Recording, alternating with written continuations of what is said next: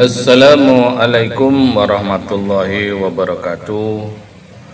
Mari kita kembali menerjemahkan Al-Quran dalam rangka mencari ridhonya Allah Subhanahu wa Ta'ala dan memahamkan kita terhadap agama yang mulia ini. Ya, kita kembali menerjemahkan surat Luqman, ya, ayat 17 sampai 18 ya. Surat Luqman surat 31 ya. Nah, ini surat 31 ayatnya ayat 17. Scroll terus ke atas. Ya, terus 17 nih ayatnya kurang lebih. Ya, dari 17 berarti ini. Ya, ini sudah ya. A'udzu billahi minasyaitonir rajim. Ya bunaya, wahai anakku, aqimi, dirikanlah, ya tuh tegakkanlah sholat gitu ya. Dirikanlah, ya, aqim, as-sholah, sholat, wa'mur dan perintah, wa'mur dan suruhlah gitu ya. Perintahkanlah atau suruhlah bil ma'ruf, ya, suruhlah dengan bil ma'ruf, kebaikan-kebaikan gitu ya, dengan yang baik. Wanha dan cegahlah gitu ya. Cegahlah, wanha, ya, dan cegahlah anil mungkar, dari perbuatan mungkar ya. Perbuatan yang mungkar, yang merusak ya, perbuatan yang tidak baik itu. Perbuatan yang mungkar ya. Terus wasbir, dan bersabarlah ala, di atas ma asobak, apa yang menimpamu, asobak menimpa kamu ya. Inna, sesungguhnya, zalika, yang demikian itu ya, zalika ya, demikian itu, min azmi, dari azmi, yang terbaik atau keutamaan atau kesungguhan, ketetapan atau kesungguhan ya, kesungguhan umur itu urusan ya, umur, nah, perkara atau perintah itu ya.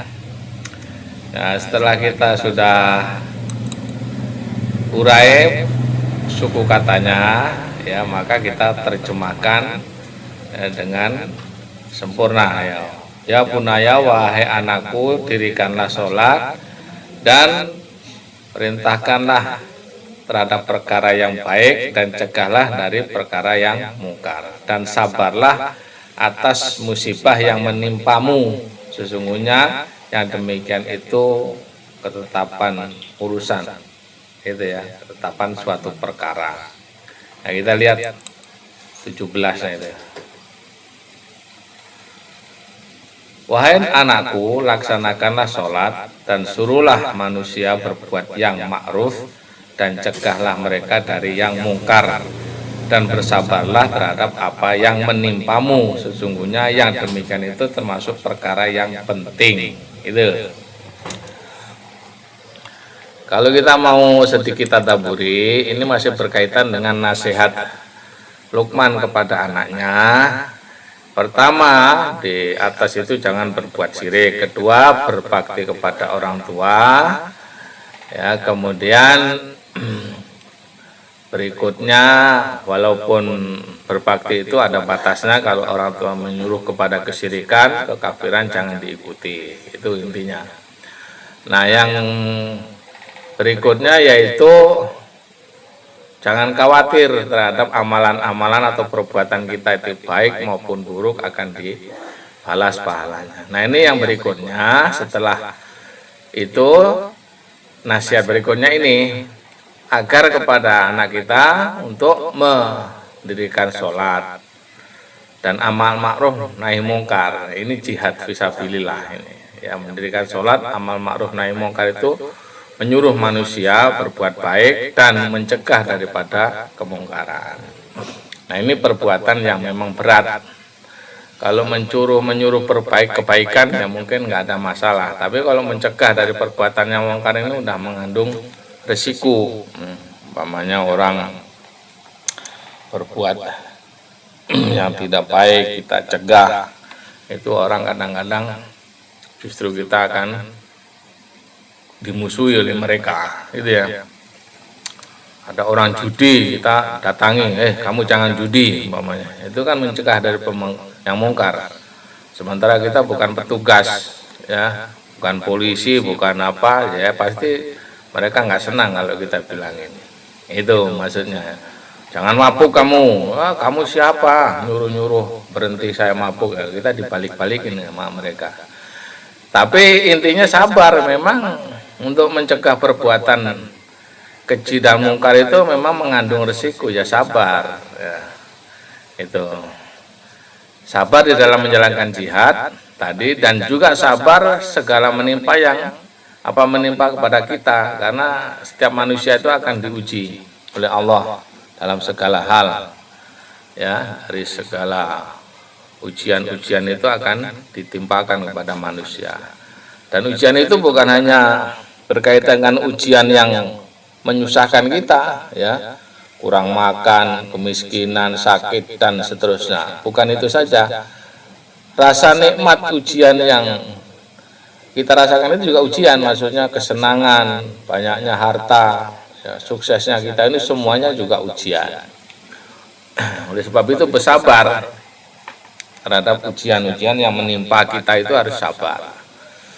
Kesenangan yang kita terima, kenikmatan itu diuji oleh Allah, kita sabar enggak? Gitu maksudnya. Apakah kita justru semakin angkuh, semakin sombong pada orang, banyak harta, punya jabatan, kita enggak menyadari bahwa jabatan semuanya itu amanah yang harus dilaksanakan dengan baik. Itu ujian namanya.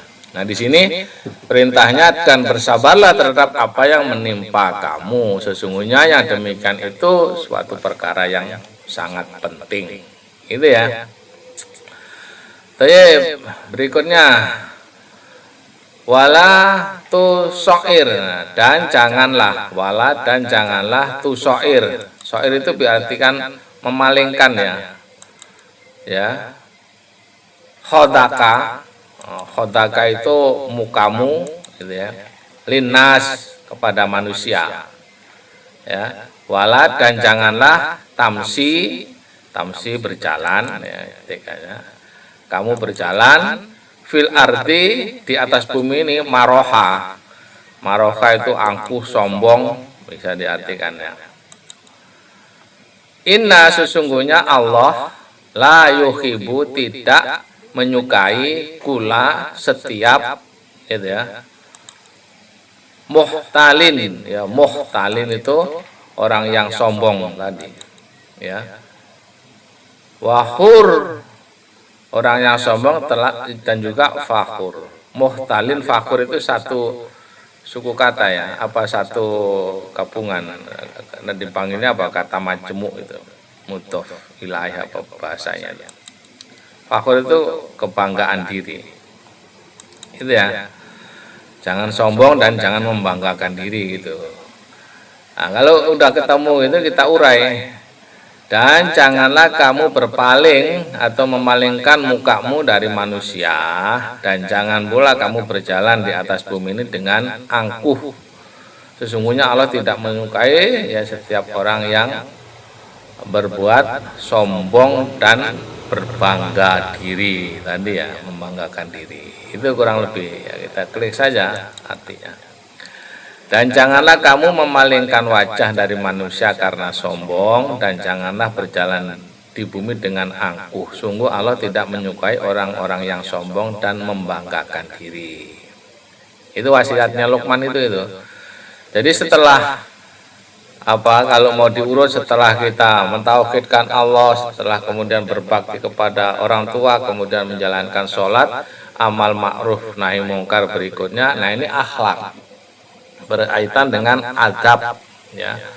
Jangan kamu sombong, tentang kamu orang yang kaya, punya jabatan, orang yang ya dianggap tokoh masyarakat, kemudian kalau ketemu orang kamu memalingkan muka, gitu ya. Apalagi orang yang dianggap kamu orang susah, orang miskin, itu kamu nggak mau tegur sapa, bahkan memalingkan muka, itu kurang lebih itu arahnya ke sini ayat itu, ya. Dan juga kamu jangan berjalan di atas bumi itu dengan sombong, dengan angkuh, ya, yang sopan, yang santun, gitu ya. Kalau kamu lagi berjalan ada orang ya duduk atau ini ya tegur sapa, gitu ya. Dan dalam ajaran Rasulullah itu orang yang berjalan menghormati orang yang duduk, orang yang naik kendaraan menghormati orang yang berjalan. Intinya perkara akhlak ini, muamalah berkaitan dengan akhlak, gitu ya. Karena Allah nggak suka tuh orang yang model begitu, yang sombong, yang angkuh, sok kaya, ya. Pokoknya nggak peduli dengan orang, bergaul milih-milih, ya. Dengan orang miskin berpaling, ya. Dipilih-pilih ini yang satu kelompok, satu golongan saja, ya. Itu ayat ini tuh menyuruh orang itu pokoknya kalau ketemu siapa saja tegur sapa, ucapin salam, assalamualaikum dan seterusnya gitu. Itu bagian akhlak, ya. Baik, kita cek dulu. 11 ya. Ya terakhir masih ada ya. Nah ini yang terakhir 19. Waqsid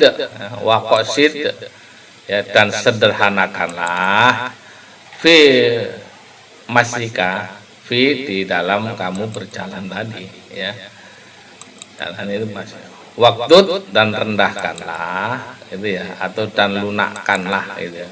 Min sautik, dari pembicaraan, min dari sautik suara. Sautik itu suara, ucapan itu. Inna angkarol aswati, sesungguhnya angkaro yang dibenci gitu ya, atau seburuk-buruknya aswati, saut, suara itu, suara tadi, omongan, suara-suara itu, la sautul hamir, sungguh suara hamir, keledai, gitu ya.